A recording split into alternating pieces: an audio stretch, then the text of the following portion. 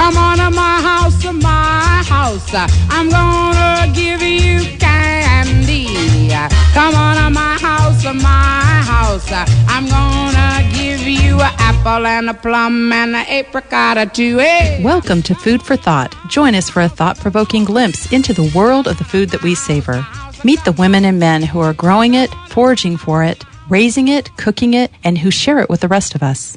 Today's guest is Cassie Forrington. Cassie Forrington is the owner of Bougie Bakery, and you might remember that she's the one who brings us beer kiss treats and fancy schmancy goodness. Things like 2 Brew caramel brownies, chili ale chocolate brownies, IPA peanut brittle, which is so good in the ice cream. All kinds of delicious things that are made with beer. And the exciting news for Cassie right now is that you've been accepted into Whole Foods. Yes. Which products? It'll be my Beer Kiss caramel sauces, which just launched in December, actually. So they're pretty new to everyone, but they'll be very new to Whole Foods. What is the process for getting accepted to Whole Foods? So did you have to approach them? How did that start? There are several ways it can go. They can approach you. You can approach them store by store, or you can approach them region by region. I was invited to what's called the Whole Foods Next Entrepreneur Summit. I went to that in August. There were actually 500 applicants and only 30 people invited. And of those 30, 3 of them were from Humboldt County, which was really, really exciting. And you go and you learn about their processes. And so that kind of helped me decide which way I wanted to approach them when the time came. So I decided to approach the whole region, and I submitted to the Southern Pacific region, actually, which is Southern California, Southern Nevada, all of Arizona, and Hawaii. And so what's the next step? Fortunately, I submitted through my distributor, which is Tony's Fine Foods. And so my contact there is handling everything for me, all the contracts, all the correspondence with Whole Foods. There are a lot of contracts to sign. I have to get a very intense and expensive audit, third-party audit. They come in and make sure that I'm running my business with integrity, essentially, leaving a good paper trail and everything, beefing up my insurance, getting more staff, getting some funding to make all this happen. It's a very, very expensive and pretty stressful ordeal, but it's so incredibly exciting, you know. It is. I think it's, just like a feather in the cap for Humboldt County to have you going out there and being part of Whole Foods. Now, what is their expectation of how much product you would supply them? Word on the street. I don't have an official first purchase order from them, but my distributor anticipates it being 150 cases total for the first order. And then after that, it's just going to depend on how quickly it sells. And I need to provide demo support. So either conduct demos myself or hire somebody to do that. So there's a lot that goes on after that first order. The first year is going to be very, very intense. And so that's quite a bit of product. Yeah, I can produce at maximum capacity with what I have right now, about 25 cases a day. And they want 150, so I need to get some more equipment, get some more hands in there, get, large supplies of all my materials. So they want you to supply somebody or be the person who goes out there and demos it, so that people can taste it for the first time and make sure, that they get to try it so that they would buy it. Right. And is there something with product placement that they're looking for? Are they going to put your product somewhere that's like really visible since you're so new? I actually got really lucky in that I'm part of what's called the planogram for the store, which means I have a set space that is part of the store plan. And so when my product runs out, they're not just going to fill the shelf with something else if they don't reorder in time. I'm not exactly sure where it will be placed in each store. There are 50 stores in that region, and I'm also not sure exactly how many stores are taking my product on. They could put it over by the beer because it has beer as, one of the main ingredients, or put it near the ice cream, but I'm sure every store layout is different. Or put it by the spoons.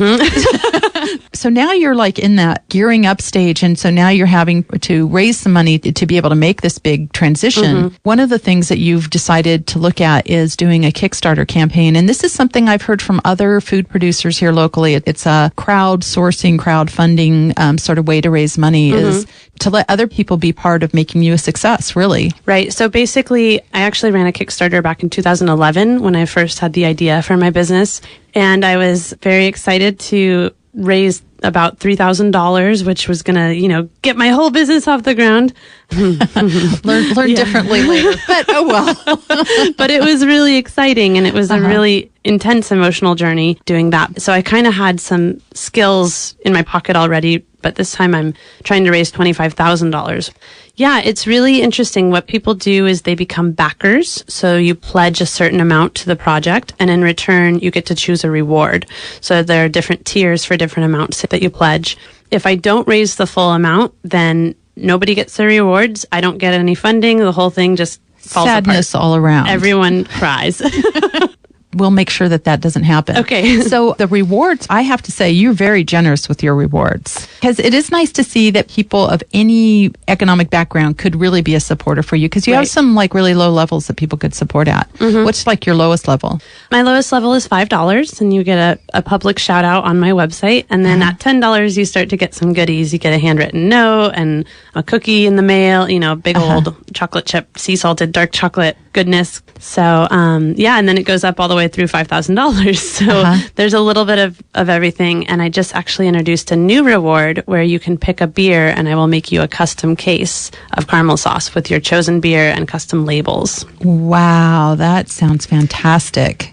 So lots of levels at which people can support you. Now, how is it to kind of watch the numbers for that as the time goes on? Are you crazed watching that stuff? I am. The first day is always the worst. Actually, the first couple hours, because, you launch and then you're like, okay, somebody pledged, somebody else pledged. When is it going to take off? And I actually raised $2,000 in the first 24 hours. So that was very encouraging. And it's an emotional roller coaster. You put yourself out there. It's very, very vulnerable to say, here, I want to do this. And I'm asking for help from all these people I don't know. My own personal network is only so big. So.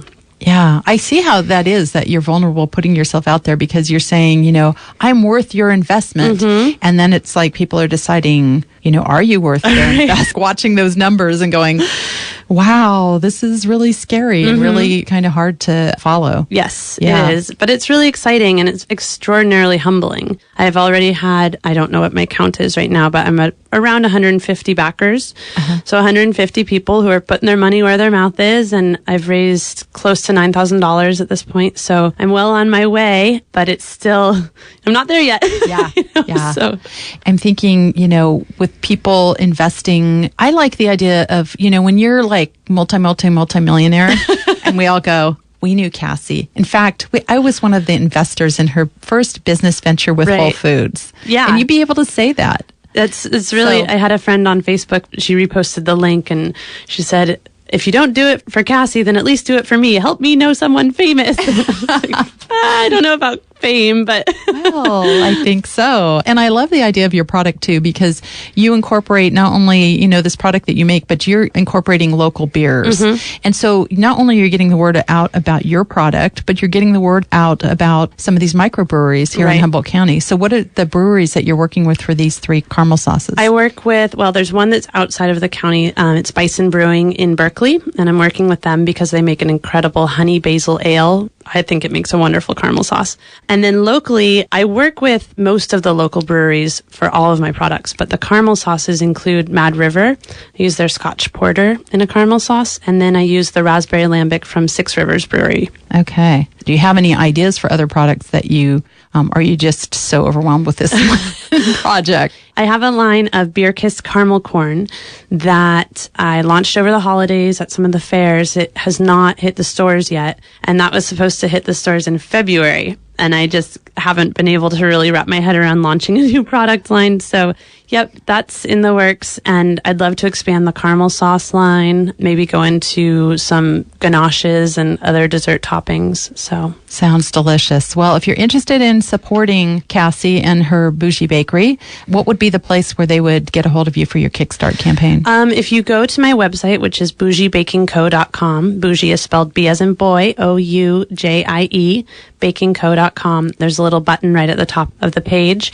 And yeah, I'm just really excited. So many people have come out of the woodwork. The community has been an incredible support network, and I really would love to see that continue to flourish. It's a great community to own a business in. So, Cassie, people are probably going to want to try some of these sauces up here in Humboldt County and, also get involved in your Kickstarter. And you have an event coming up. I do. Yeah. Next week at Mad River Brewing. We're still firming up some of the details, but it'll be midweek next week. And we're going to do a caramel sauce tasting event of sorts. There will be all sorts of fun things to dip into the caramel sauce. We'll have a raffle, and you'll be able to sign up as a backer there if you'd like. Yeah, it's going to be And a meet really, you. and meet me. Yes, come say hi.